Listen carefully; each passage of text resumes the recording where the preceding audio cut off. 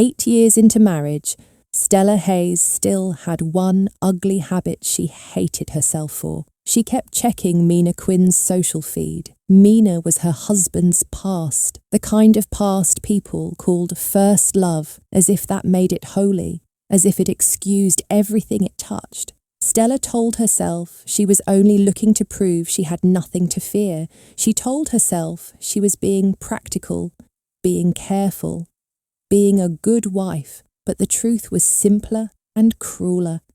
She was addicted to pain that came in small daily doses, because at least pain meant she was still awake. That night, Mina posted something new. It looked harmless at first, a blurry photo taken in a hurry, like someone had snapped it at a desk, and thought the important part was the aesthetic. The corners were smudged, the lighting was warm. But the title at the top was sharp enough to cut. Last Will and Testament. Stella's thumb stopped moving. Her breath stopped with it. She zoomed in until the text broke into pixels, then adjusted again, until the letters held. And there, under the heading, was the name of the person who had written it, Adrian Locke, her husband. Her throat went tight as she read line by line, moving slower and slower, like her eyes were wading through cold water.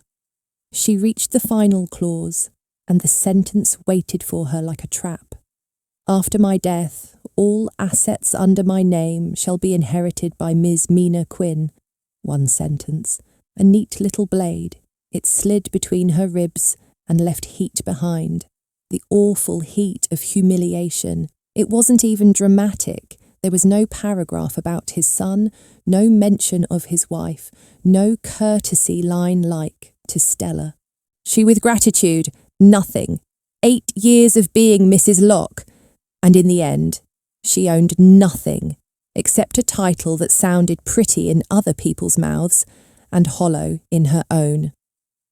By late afternoon, she was standing outside Starlight and Co-Law offices, holding a lotus-wrapped box of short ribs Adrian loved. The container was still warm. Steam fogged the clear seam of the lid. The smell of rich meat and faint leaf should have felt like home, like care, like the small language she had learned to speak in a marriage that never spoke back. Instead, it tasted sour in her mind. She raised her hand to knock. A voice inside made her freeze. Adrian, Ethan Hart was saying. Ethan, Adrian's closest friend. The man who always smiled at Stella like she was family. You're really making a will this early, and you're leaving everything to Mina. What about your wife? Stella's fingers hovered in the air. Her knuckles turned rigid. Her heart thudded as if someone had gripped it and started squeezing. Adrian's reply came without hesitation, calm as polished stone. My wife has our son to rely on, he said. Mina has never married. She has no one. If I die, I want her life to be lighter. My wife has our son to rely on. In one sentence, he reduced 8 years of marriage into a life insurance policy. She wasn't the person he loved. She wasn't the person he wanted to protect. She was simply Noah's mother, a role chosen for stability, performed for convenience. Ethan's voice softened. And if Stella finds out, if she gets angry? Adrian gave a small laugh, the kind of laugh you use when something is too trivial to deserve seriousness. Stella is gentle, he said. In 8 years, she's never fought with me once. She won't get angry. Stella's hand lowered slowly, not because she was weak, but because she suddenly understood the shape of his certainty. He wasn't guessing. He knew exactly how much she would swallow. Ethan pressed on, still confused. Then, why not divorce her and marry Mina? Your career's stable now. You have a child. Why not chase your own happiness? Silence. Then Adrian's voice again, even colder because it sounded reasonable. Mina is only suited to love, he said. Not suited to marriage. If I reach the end of my life, I still want the person beside me to be my wife. Stella stood outside the door with the warm box in her hands and felt something inside her go very still. So she was the wife, the end game, the respectable frame around a painting he kept elsewhere. Love and marriage. In his mouth they were parallel lines. Stella was pushed onto the line labelled stability, while his heart ran in a different direction and never bothered to look back. She didn't burst in. She didn't scream. She didn't cry on the floor like a tragic heroine. She simply turned, walked to the hallway trash bin, lifted the lid and dropped the still steaming ribs inside. The lid clacked shut like a verdict. Then she walked out. On the street, wind slapped her face and stripped the last warmth from her fingertips.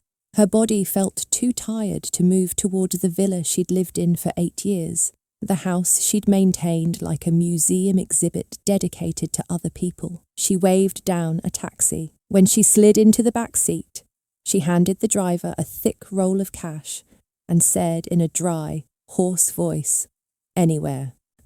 Just not home." The city blurred past the windows, street lights stretched into smeared gold lines, neon signs flickered, people moved in clusters, living lives that belonged to them. Stella sat with an invisible weight on her chest, heavy and cold, pressing until she wanted to rip herself open just to breathe. Her marriage to Adrian had been a textbook business arrangement. After the wedding, she learned his heart had been claimed years before.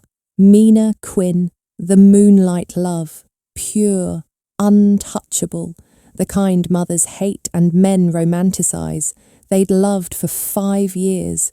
They hadn't broken because the love died, but because Adrian's mother declared Mina unfit, poor, sickly, wrong. Stella had played her part anyway. She didn't ask about his private life. She absorbed her mother-in-law's criticisms with a polite smile. She raised their son, Noah, with an attention so meticulous it bordered on devotion. Diapers, school runs, homework, meals, sleep schedules, doctor appointments. She made herself useful enough that no one had to notice her loneliness. She had once believed that patience would earn respect. Standing outside that law office door, hearing Adrian say she won't get angry, she realised patience didn't create respect. It only trained people to underestimate you. At 9 that night, she finally told the taxi to take her back to Seabreeze Harbour Villa. The house was dark except for the light upstairs. In the small study room, Adrian sat beside their son, frowning over math problems like fatherhood was a task he could complete with a clean checklist. Adrian barely looked up. "I called you this afternoon. Why didn't you answer?" Noah got out at 4. He waited at the school gate for 2 hours. Noah echoed him immediately. Perfect imitation from posture to tone. "Mum, you're home all day. How do you forget to pick me up?" Before, Stella would have apologised at once, flustered and guilty, scrambling to fix the offence. But her mind flashed with another image. Mina's photo. Noah at an amusement park, holding Mina's hand, smiling bright, calling her godmother with a sweetness Stella had never heard reserved for her. Stella's voice came out thin, iced over. "I'm going back to work. From now on, the housekeeper can handle pickups." Noah blinked and looked at Adrian as if his mother had spoken a foreign language. Even Adrian's brows tightened. "Why suddenly?" Stella lifted her eyes, calm enough to seem cruel. "No reason. Noah is older now. I should have my own life." She walked upstairs without waiting for permission. In her bedroom, she opened the bottom drawer of her nightstand and pulled out a small notebook, dusted, worn at the corners. The pages held 5 wishes she'd written before she married. Small wishes, embarrassing wishes, wishes she'd never allowed herself to complete because they didn't suit the role she'd been assigned. The first wish made her laugh out loud, a dry sound with no joy in it. Drink a milk tea, eat hot pot, without guilt. That same night, she changed into simple clothes, called for a driver, and went to the nearest hot pot shop. She sat alone in a booth, surrounded by laughing strangers and bubbling broth and the sharp, honest scent of chili and garlic. For the first time in years, she existed in a room where no one knew her as Mrs. Locke.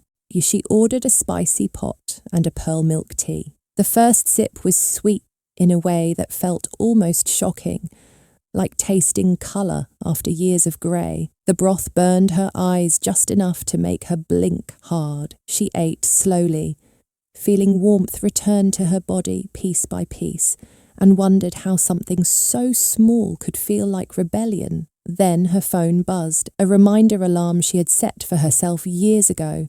10 p.m, warm Noah's milk, check homework, a collar disguised as responsibility. She stared at the alarm, then turned it off. Not just that one. She deleted them all, one by one, without hesitation. For one night, she allowed herself to forget her duties. Only one night. But it was hers.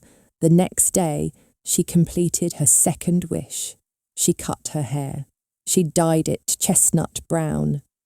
She chose a soft, rose-coloured dress that made her look alive instead of correct. When she stepped out of the fitting room, she barely recognised her own reflection, not because she looked like someone else, but because she looked like a version of herself that had been locked away. As she left the mall, she saw them.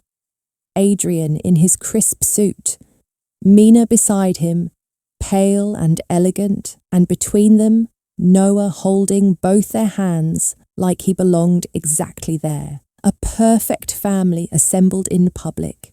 Noah's voice rang out, bright and intimate. "Godmother, can I have one more ice cream? I was so good at school today." Mina smiled. One. Just one. In that moment, Stella realised Adrian didn't even recognise her at first. He walked past, carrying his familiar cologne, carrying his ease. Only when he'd gone several steps did he turn back, faintly puzzled, seeing a short-haired woman in pink standing like a stray streak of colour outside his world. He looked, paused, then dismissed the thought and kept walking, as if she could be replaced by any quiet woman who knew how to endure. Stella pulled out her notebook and flipped to the fourth wish. Find someone who truly loves me.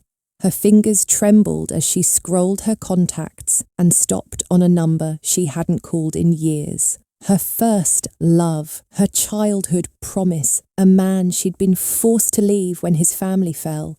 Miles Carter. The call rang long enough to make her regret everything. Then his voice answered, low and familiar, like a door she'd forgotten existed. "Stella." She swallowed. "Miles, I want to ask you something. Do you have a girlfriend? Are you married?" A pause, then a quiet, steady reply. "Never." Her heart clenched. "Then," she said, voice small but clear, "would you mind coming back to me? Let's try again." Miles didn't hesitate this time. "What about your husband and your son?" Outside the car window, rain began to fall, streaking the glass into long, blurred lines. Stella watched the water run down and whispered, "They already have the person they love. I'm not important anymore." Miles's voice came like an anchor. "I'm in Los Angeles handling work. 3 days. I'll be back." He hung up. Stella sat with the phone dark in her hand for a long time, feeling the city around her move, while something inside her finally began to move too. When she returned to Seabreeze Harbour Villa, the rain had slowed, the pavement still glistened, and at the gate, a slim figure waited beneath the dim light, dressed in expensive ivory. In skin pale as porcelain, posture gentle, almost fragile, Mina Quinn. Stella stopped, not greeting her, not smiling.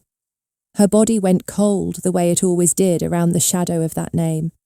Mina turned with a faint, courteous smile and dipped her head. "Hello, Mrs. Locke." Stella's eyes narrowed slightly. Why are you here? Mina's smile stayed soft, like she was speaking about something tender instead of standing at another woman's home. I thought you already knew who I am. I won't insult you with introductions. She looked down, lashes lowering, grief flickering behind her composure, as if she'd practiced it for years. Seeing you and Adrian living so happily with such a lovely child, I'm happy for you.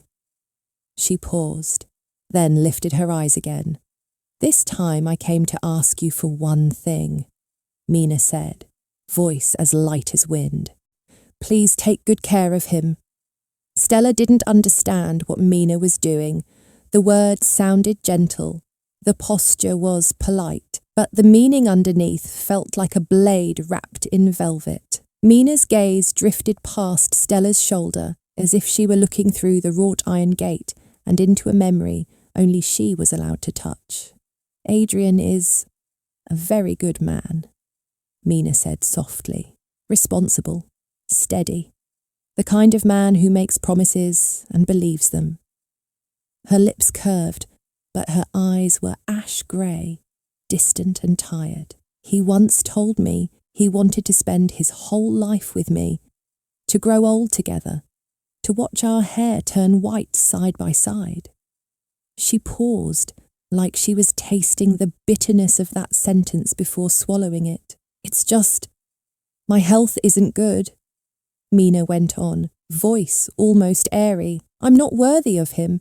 I can't stay beside him for the rest of his life. I can't grow old with him. She lifted her eyes and looked straight at Stella, calm and unwavering, as if handing over something noble. That wish, only you can help me complete. For a moment, it truly sounded like a blessing, a dying woman's magnanimity, a gentle request between two women bound by the same man. But Stella felt none of the softness. She only felt the invisible weight Mina was trying to place on her shoulders, the same weight Stella had carried for 8 years, just with a different label. Stella's face stayed still. Her voice was almost flat. So, you came here just to say this. Mina's answer hadn't even fully formed when the distant roar of an engine rolled down the road. Headlights swept across the gate, white and sharp, cutting the night into two. Stella didn't need to turn her head to know that car. The sound, the timing, the way it slowed as it entered the neighbourhood. Adrian Locke was coming home. Mina saw it too. She lowered her lashes, then looked up again with that same gentle smile, the one that never seemed to reach her bones. I know, she said quietly, that for 8 years you've been watching my feed. The words landed like a slap, dressed as truth. Ms. Hayes, no. Mina corrected herself with perfect manners, as if the difference mattered. Mrs. Locke, I came today so you can be at ease. I won't fight you for Adrian. She dipped her head, gracious as a guest leaving a dinner party, then turned and walked away at an unhurried pace. Every step measured, every movement controlled, as if she had completed a necessary ritual, and the second Mina's back faced them. Adrian's car stopped at the gate. The door flew open. Adrian got out so quickly it was almost a run. In the sweep of his headlights, Stella saw the truth in motion, the urgency in his stride, the way his gaze locked onto the slender silhouette drifting away like mist. In that instant, Stella nearly laughed at herself. So this is what responsible looks like. This is what steady looks like. A man who can leave his wife starving for warmth, yet still sprint toward the woman he claims is only fit to love. Adrian's eyes followed Mina's retreating back. A tension flickered in his face, an instinctive fear of missing something. Then he caught himself and smoothed the emotion away, turning to Stella as if nothing had happened. Who were you talking to? He asked, voice low, controlled. Stella's answer came without a tremor.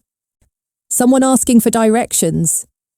3 casual words, light as air, heavy enough to cover the entire play that had just been performed at her front gate. Adrian's shoulders eased, a quiet relief he didn't bother to disguise. At that moment, Noah hopped out of the car, bright and bouncy, sliding up beside his father like a small shadow trained to mirror him. He pointed toward the thinning figure in the distance and blurted, "That looks like Godma." He didn't finish. Adrian's voice cut through like steel. "Noah." One syllable, a warning. Noah clapped a hand over his mouth, eyes wide, then nodded furiously as if he'd just remembered a rule in a game. "Right, it's our secret. We can't tell Mom." Secret. The word echoed in Stella's skull, expanding until it pressed against her chest. Secret. As if the betrayal behind her back was a cute little pact between father and son, as if her life was the joke they promised not to ruin by telling her the punchline. Stella didn't ask. She didn't stare. She didn't even flinch. She turned and walked into the villa. Behind her, both Adrian and Noah paused, startled. They had expected anger, tears, suspicion, a demand, something. But Stella moved with a strange calm, as if she hadn't heard them at all, as if nothing in this house could surprise her anymore. She had barely been in her room 10 minutes when there was a knock. Adrian entered and pulled a chair beside the bed, like a man arriving to negotiate a contract. He sat with a careful posture, eyes on her face, and went straight to the point. "We should talk." Stella didn't answer. She simply waited. Adrian slowed his voice, warming it with practiced sincerity. "I know these years have been hard on you," he said. "You've given a lot. For this family, for me, for Noah. I haven't forgotten that." He paused, as if the silence between them could be used to make his words feel heavier. "Even if our marriage was arranged," he continued, "I still hope we can live peacefully until the end. I hope the person beside me at the end is you." The phrase should have sounded romantic. Instead, Stella heard it the way she'd heard it the first time, through a door, from a man's mouth to another man's ears. "Mina is fit to love. My wife is fit to marry. Love gets tenderness. Marriage gets duty." Stella looked at Adrian with a quiet that made his confidence wobble. 8 years, she said, voice slow, each word falling like a coin into a deep well. "I've never asked you for anything. Not once."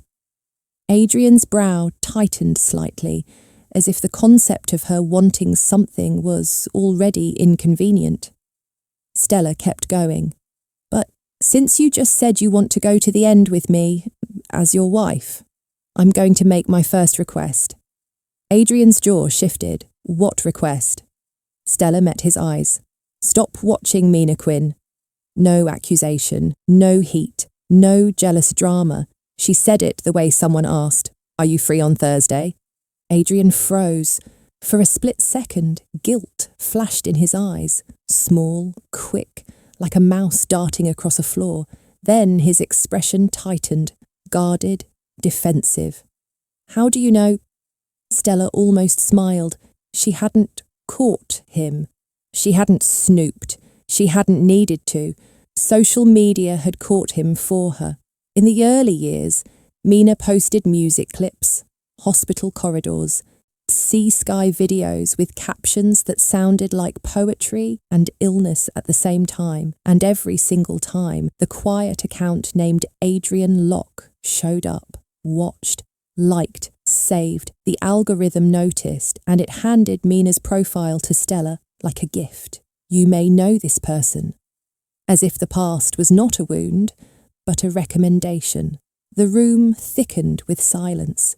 Adrian stared at Stella as if she had spoken in a language he didn't respect. Finally, he exhaled and spoke. "Other things," he said, careful. "I can promise. But this, no. No. So clean, so final." Stella felt something inside her settle into place. Not heartbreak, not even rage, Clarity. She had offered him the easiest test in the world. He could have lied. He could have said, "I'll try." He could have wrapped her in a useless comfort just to keep the peace. But he wouldn't even do that. He didn't love her enough to waste a lie. Strangely, it made her feel lighter. Because when a person refuses even a gentle lie, they're giving you permission to stop hoping. That night, Adrian didn't leave her room. They lay on the same bed, like two strangers stranded in the same hotel, each claiming a side, the space between them cold as stone. No one crossed it. In the morning, Stella woke to an empty pillow, still holding faint warmth, like a cruel joke. Her phone buzzed on the nightstand. A message notification from Mina Quinn, a private video. Stella opened it and saw the three of them, Mina, Adrian and Noah, in matching childish outfits, standing before a family photo backdrop. Noah was laughing, hands clasped in both adults' hands. Mina's smile was gentle. Adrian's face was composed, almost peaceful. They looked like a complete family, like the one Stella had been hired to imitate. Under the video was a caption, sweet and poisonous. "A dream I once had has finally come true. You, me, and our child. We are a family of 3. So happy, so happy." Stella's vision blurred. She didn't let herself finish watching. She blocked Mina's account, deleted the chat thread, erased the last bridge with one clean motion. Then she spent the entire morning clearing her closet. She pulled out the monochrome dresses, the tailored coats, the proper outfits her mother-in-law approved of, each piece expensive and beautifully made, and never once chosen, because Stella loved it. She stuffed them into bags without anger, not because they were ugly, because none of them had ever been hers. By afternoon, she was standing at the registry office, and she placed a prepared folder on the counter and spoke with a steadiness that surprised even her. "Hello, I want to change my name. Update my identity information." The clerk flipped through the documents, then asked in a routine tone, "If you change your name, your previous identity details won't be valid anymore. You'll need to update your marriage registration. Otherwise, your current marriage certificate won't be valid." Stella nodded.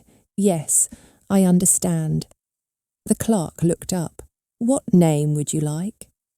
Stella's lips parted, and for the first time in years, the words came out without fear. Stella Bennett. Her mother's last name. A quiet rebellion with a legal stamp. Her mother used to tell her one sentence, simple, almost childish. A person only lives once. The most important thing is that you feel happy. For years, Stella had lived for the Hayes family's pride, her father's alliances, the Locke family's face, the role of dutiful wife, the cage labelled sacrifice. Now she wanted her mother's name to remind her of something she had forgotten. She was allowed to choose herself. 5 hours later, her new documents were processed. When Stella walked out, the sky was an open, clean blue. She held her new ID in her hand and felt as if a stone had been lifted off her chest. In the system, Stella Hayes no longer existed, and with her old name gone, Mrs. Adrian Locke began to loosen like a knot, finally giving way. By the time she returned to Seabreeze Harbour Villa, it was dark. The house was empty. Adrian and Noah still weren't home. She showered, changed into soft clothes, and lay down. 2 notifications buzzed. One from Adrian. I took Noah to an amusement park. He's exhausted. We're staying at a nearby hotel tonight. Another was a flight alert from Miles Carter. Tomorrow, 1 p.m. arrival at Hongqiao Airport. Stella knew the amusement park was a lie, just like all the other neat, tidy lies. Adrian and Noah were fulfilling Mina's family of 3 fantasy. But Stella didn't chase it anymore. She replied Adrian with one line, noted. Then she opened Miles's chat. "Okay, I'll pick you up on time." She put the phone down and slept deeply, without alarms, without waiting, without grief performing for anyone. The next morning, she came downstairs to eat and heard footsteps. Adrian entered in white sportswear, relaxed in a way he never was at home. Noah followed, dressed to match, a bare backpack strapped to his shoulders, sunscreen cap on, ready for another day out. Adrian's gaze caught the suitcase in the living room. "Going somewhere?" he asked. "Yes," Stella said and kept eating. Noah ran to the table, stared at the suitcase, then looked up with bright, careless eyes. "Mum, when will you come back?" Before she could answer, he added, "Too quick, too honest. Can you stay gone for a long time?" Stella's spoon paused. Her fingers tightened until her knuckles whitened. She understood perfectly. He wanted her gone so he and Adrian wouldn't have to invent new excuses to meet Mina. He wanted less nagging, less rules, less mother. Stella swallowed once. "Okay," she said softly. Only one word, light as breath, heavy as goodbye. Adrian finally seemed to realise something was off. He stepped forward, pulling Noah back as if correcting a mistake. "Didn't you say you needed to go upstairs for your toy?" Go on." Noah nodded and ran up. The living room was left with only Stella and Adrian, and a silence that felt like a door closing.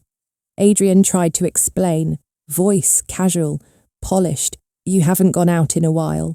Noah just means he wants you to relax. Don't overthink it."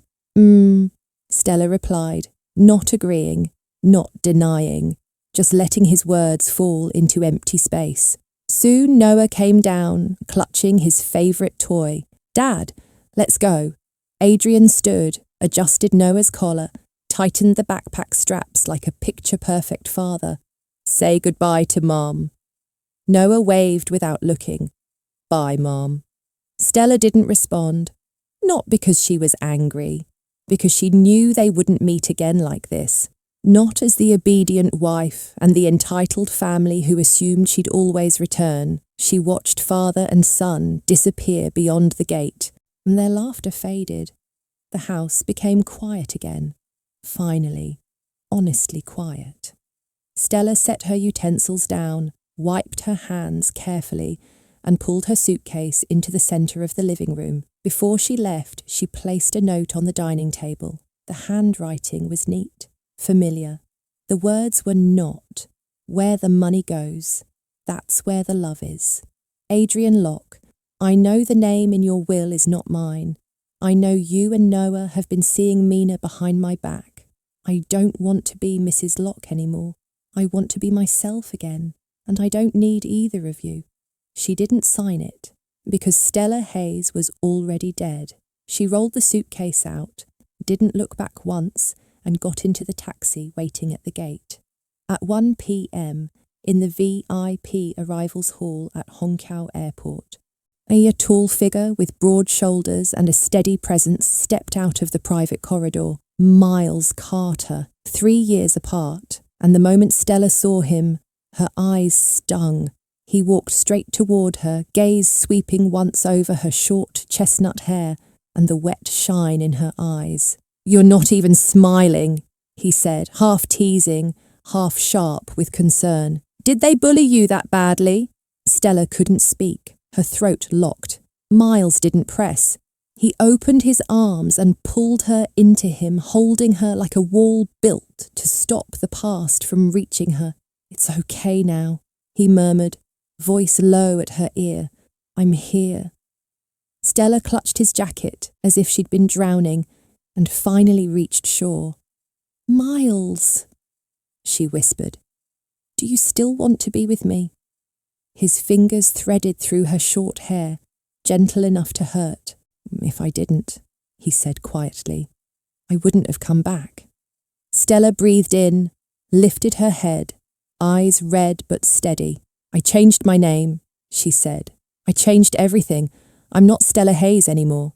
She held his gaze. "Take me away," she said. "Forever. Can you?" Miles didn't hesitate. Yes.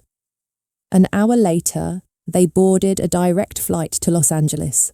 On the plane, Stella pulled out her old wish list and stared at the final line, the one she'd written long before she knew how expensive freedom would become. Let go once, come back completely as myself.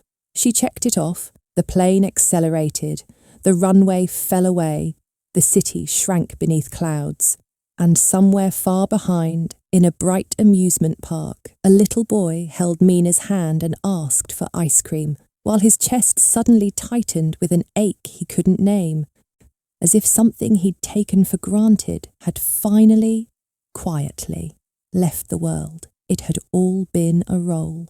Luo Dingchuan sat behind the wheel with the engine off, the air inside the car still smelling faintly of leather and cologne, while outside the asphalt radiated heat and the last grains of dust from that perfect drift settled back down like ash after a fire. In his mind, however, the scene kept replaying in sharp, humiliating clarity. Xiang Xingye in a black racing suit, Xiang Xingye with wine-red hair catching the sun, Xiang Xingye laughing with a brightness he had never once earned from her during 8 years of marriage. And the most unbearable part was this. It hadn't been a sudden rebellion. It hadn't been a woman going crazy out of spite. It was skill. It was muscle memory. It was a life she had carried quietly under the skin.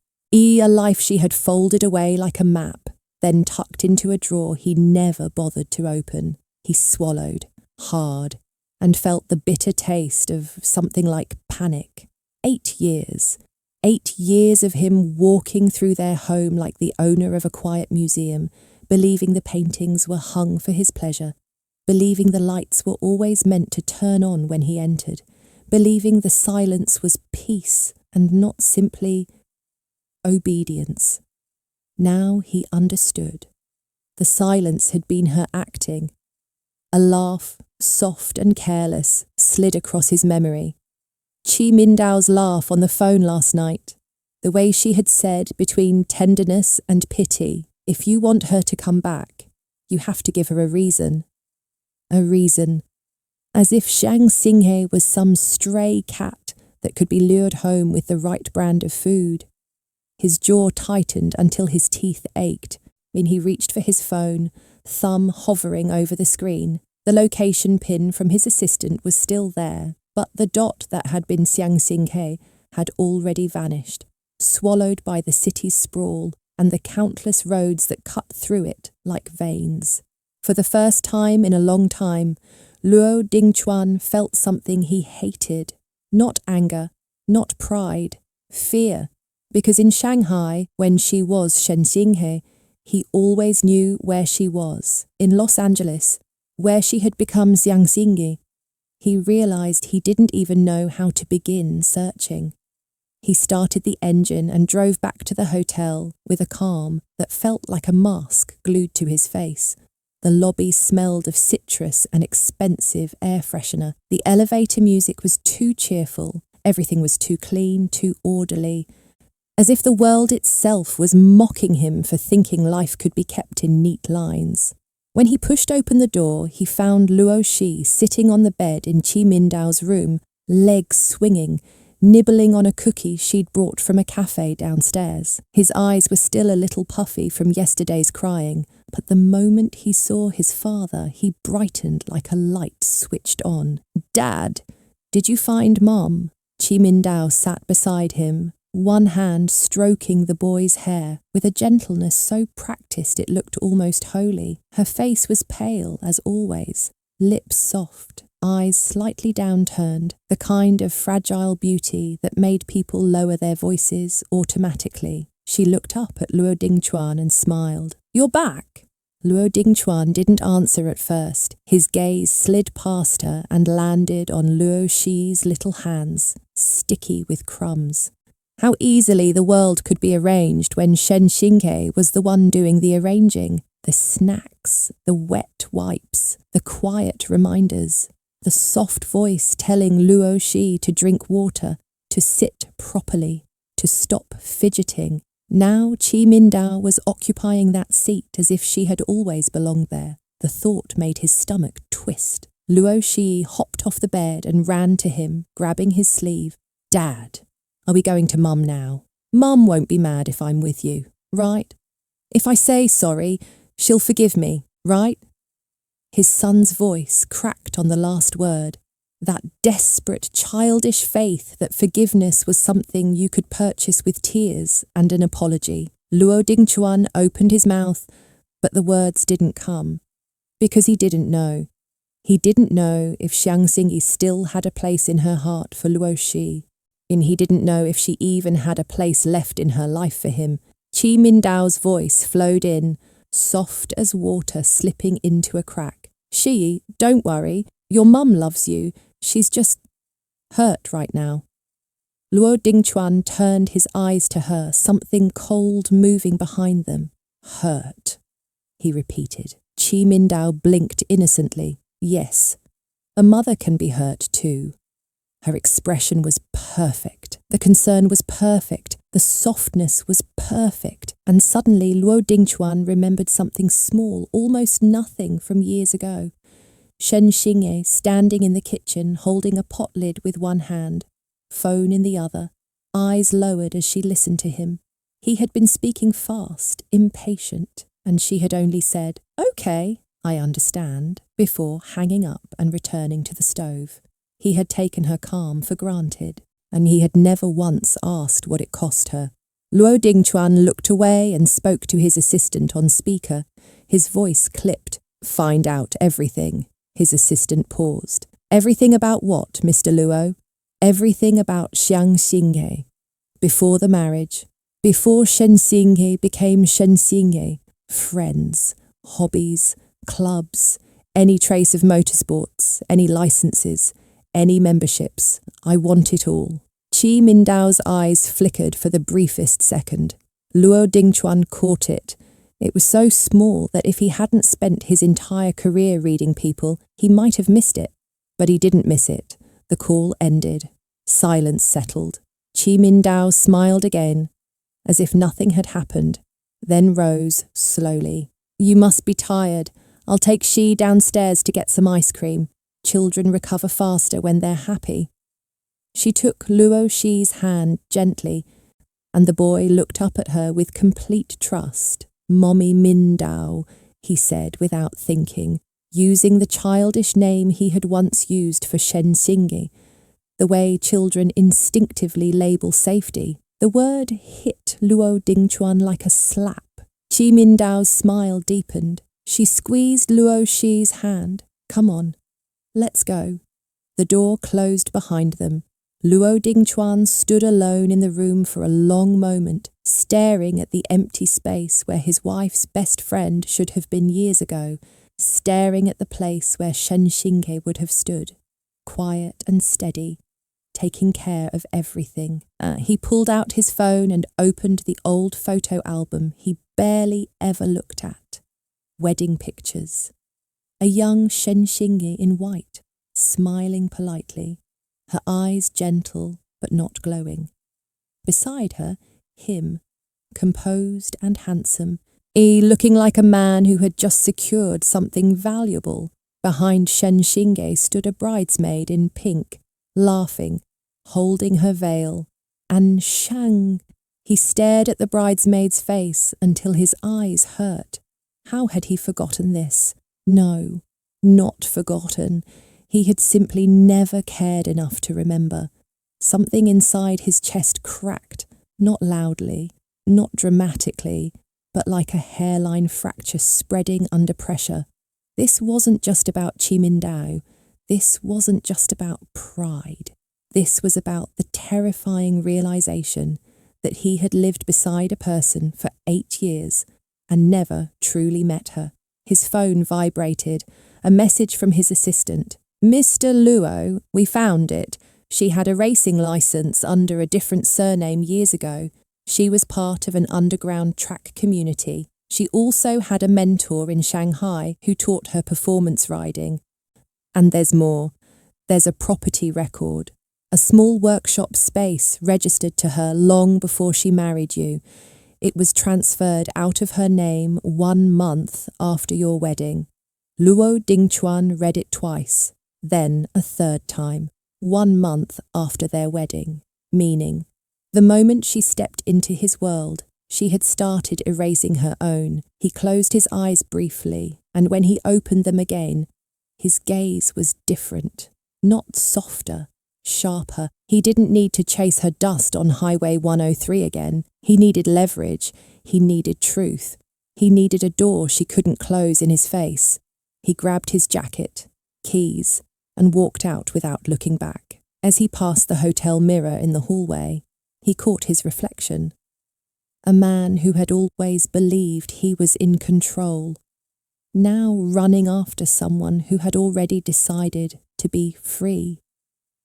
Downstairs, the lobby doors opened to the bright Los Angeles sun. Somewhere out there, Xiang Xingge was riding fast, laughing with her friend, living loudly, and for the first time, Luo Dingchuan understood something that should have been obvious from the beginning. If he wanted her to come back, it wouldn't be because she had nowhere else to go.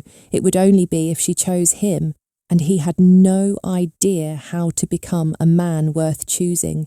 But he would find out, even if he had to tear apart every lie, every secret, and every convenient tenderness that had kept him comfortable for 8 years. Because now that he had seen her burn, he could no longer pretend her warmth had ever been guaranteed. She had hidden her true self the way people hide a blade, pressed tight against the ribs. For 8 years she had clenched down on her personality, muzzled her instincts, and performed the part of the exemplary wife until the Luo family applauded and Luo Dingchuan believed the applause belonged to him. Once that realization landed, something bitter rose in his chest. It was not regret yet, not fully.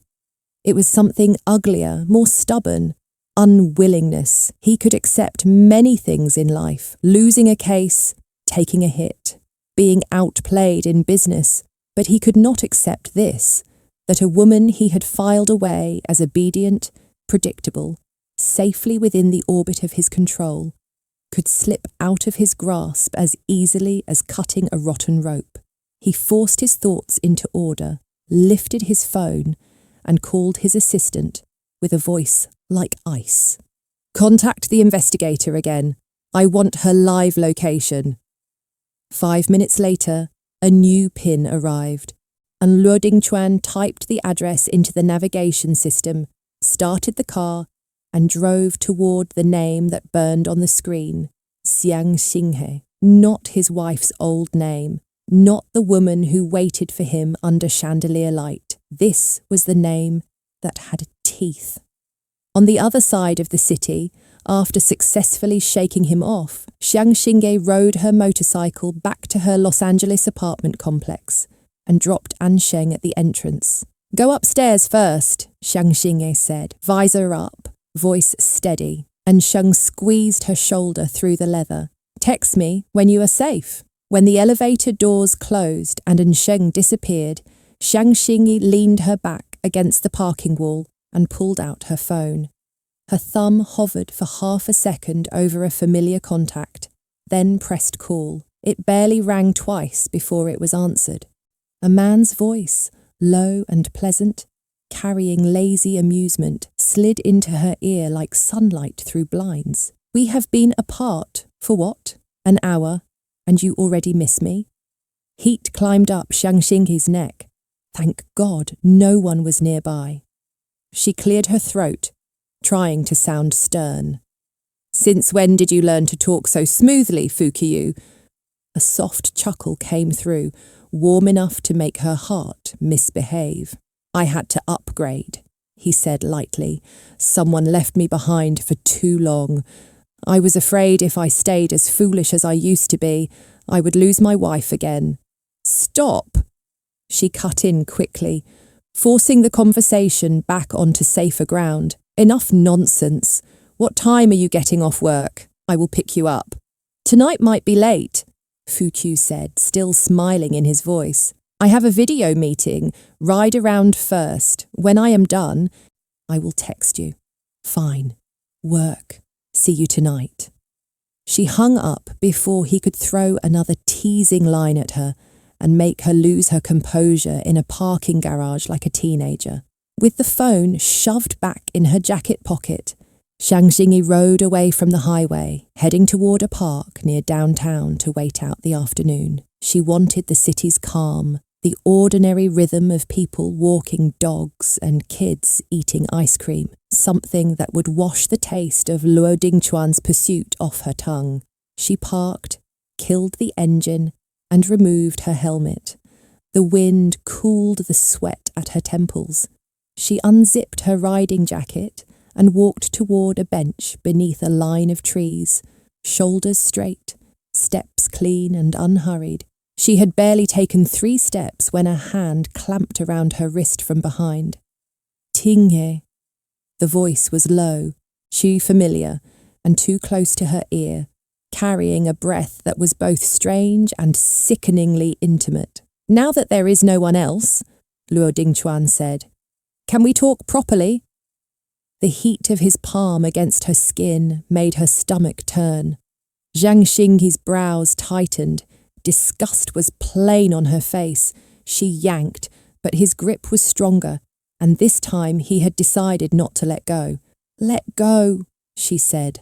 I will not. His eyes pinned her face. His tone was restrained, but hard. Not unless you sit down and listen to everything. Xiang Xingyi let out a cold laugh. Fine. You want to explain that badly? I will listen. Let us see exactly how you plan to bend the truth this time. Only then did Luo Dingchuan loosen his hold, though his gaze never left her, as if he feared she might evaporate if he blinked. They sat on the bench, and for the first time in 8 years, he did not rush to speak. He just stared, long and silent, like a stranger trying to match the woman in front of him with a ghost from memory. If her eyes and nose and jawline had not remained the same, he might have refused to believe it. The woman in a tube top and leather jacket, hair dyed a fierce red, did not resemble the gentle wife in soft dresses who once bowed her head and apologized first. Xiang Xingyi rubbed the wrist that still carried a red mark and spoke without warmth. Have you stared enough? Say what you came to say. I have things to do. Luo Dingchuan cleared his throat as if he needed to reset himself. The will was my fault, he said slowly, the words sounding dragged out of him. I decided without asking you. I am sorry. He dropped his eyes and fingers lacing together. Mindao has no boyfriend, no husband, no child. We were together for 5 years. I did not want her to grow old with nothing. The will was only a safeguard, a contingency. Nothing more. He lifted his gaze like a man presenting a generous bargain. You and I have Shiyi. The Luo family and the Xiang family will be his. You do not need to worry about being alone in old age. If you care about this, when we return, I will revise the will. I will put your share on paper, notarized, protected. He paused. Is that acceptable? The air in Xiang Xingyi's lungs felt suddenly too light, like she might laugh or choke. She looked at him, calm enough to be cruel. Luo Dingchuan, your question is meaningless. A thin smile carved itself across her lips. If you truly meant to do it, you would have done it already. You would have brought the documents to my face. That would be respect. But this is just talk. What are you trying to prove? Her eyes sharpened. That you are finally merciful enough to toss me a piece of respect. That I should be moved and grateful and cry over your rare concession. Then follow you back and keep playing the role of the obedient wife, the devoted mother, the unpaid high-end housekeeper for the Luo family. With every sentence, Luo Dingchuan's face darkened. Xiang Xingyi did not care. She kept going. And that line about me relying on Shiyi when I am old is almost funny. Her voice stayed even, but the contempt was bright. I have hands and legs. I have investments. I have shares. If I want care, high-end facilities will beg for my money. I can hire nurses by the hour. Why would I tie my life to a child raised into entitlement by your entire family? I do not lack money. I lack patience for you and your son. Luo Dingquan's gaze turned cold. Shi is the son you carried for 10 months, he said. How can you speak about him like that? Oh. Xiang Xinghe shrugged. Where am I wrong? She leaned back, almost casual. Your son calls Qimindao mommy twice before he calls me once. He shares everything with her, thinks of her first, laughs for her first. With me, every answer is impatient, perfunctory, annoyed. Tell me, Luo Dingquan, how exactly do you imagine that boy will be my emotional support in the future? Her words had barely fallen when a familiar childish voice rang out, breathless and hopeful. Mom! All three of them turned. Luo Shi ran toward them from the park entrance, clutching a bouquet of carnations so big it almost swallowed his small arms. His backpack bounced behind him, a teddy bear keychain swinging wildly. He sprinted straight to Xiang Xingge as if the world had never changed. Mom, this is for you.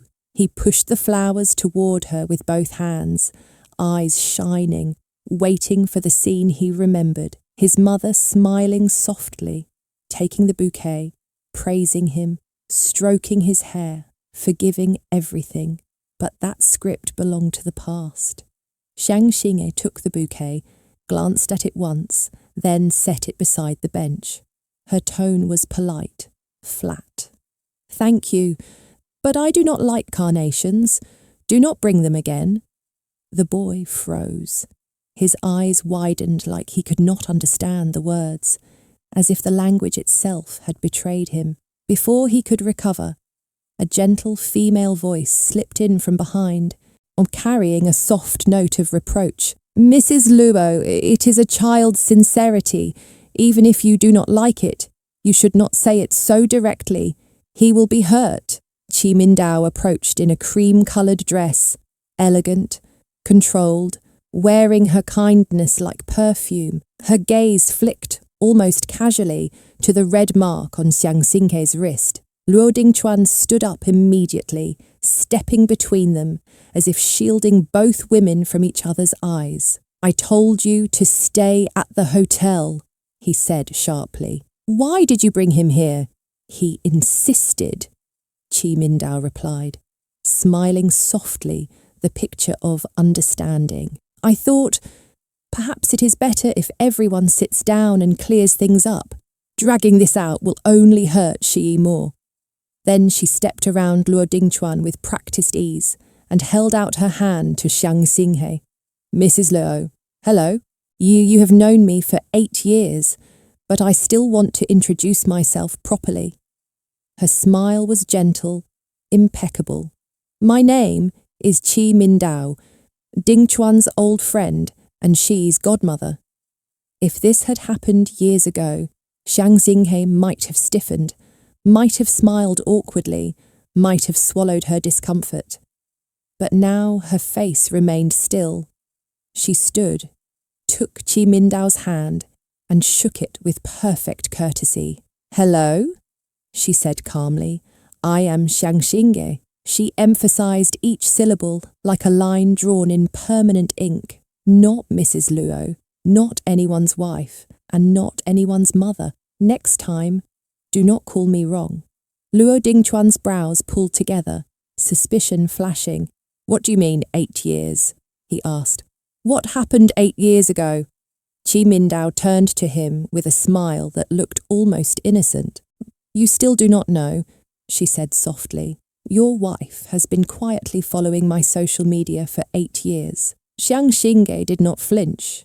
She accepted it without hesitation, as if confession was a weapon now. Yes, she said. 8 years married to you, 8 years watching Qimindao, every post, every photo, every video, every status update, every time you two met, I knew. Luo Dingquan's pupils tightened. Pieces slammed into place in his mind, sharp and cruel. The ease, the familiarity, the way she knew Qi Mindao's favourite flowers and favourite foods and favourite songs. He drew a slow breath, hand curling unconsciously into a fist. "So, this is not impulsive," he said, voice strained. "You planned this. You planned to leave Xi and me for a long time." "No." Xiang Xingge shook her head, calm as stone. "If I had not seen the will with my own eyes, I might have endured the rest of my life. Even without love, I would have kept playing your perfect wife until old age." She paused, then smiled slightly, the kind of smile that held no warmth. "So, really, I should thank you. Thank you for forcing me to cut off a wrong marriage. Thank you for pushing me to the edge so I had no choice but to jump and become myself again." She lifted her chin, eyes clear, unwavering. "The past belongs to the old name you married. I will not chase it anymore. I only want to live the days that belong to Xiang Xinghe." As her last word landed, something invisible inside her seemed to break and fall away. Her shoulders looked lighter. Qi Mindao's expression flickered, then smoothed. Luo Shi's eyes filled, slow and helpless, tears rising to the rim as he finally understood the meaning underneath his mother's calm. She was not threatening. She was not bargaining. She was leaving, and there was nothing he could do to hold her. The first sob tore out of him like a wound opening. He lunged forward, small fists pounding against Xiang Xinghe's waist, her hip, anywhere he could reach, crying and shouting through choking breaths. "You are bad. You cannot say that. You cannot leave me." Xiang Xinghe looked down at him, pain flashing once through her chest like a needle. Then it passed. She caught his wrists gently but firmly, stopping the blows, and made him look up at her. "Luo Shi," she said, voice quiet, steady, merciless in its truth. "Did you forget? The first person who said they did not need Mom anymore was you." His tears froze at his lashes. A memory surged back, sharp as glass. His own voice, reckless, spoiled, saying he wanted to stay with his godmother forever, so he would not have to listen to his mother nag. His mouth opened, no sound came out, and behind him, Qi Mindao held him close, as if she were the rightful shelter, her eyes lifting toward Xiang Xinghe with open accusation. Xiang Xinghe met that gaze without blinking.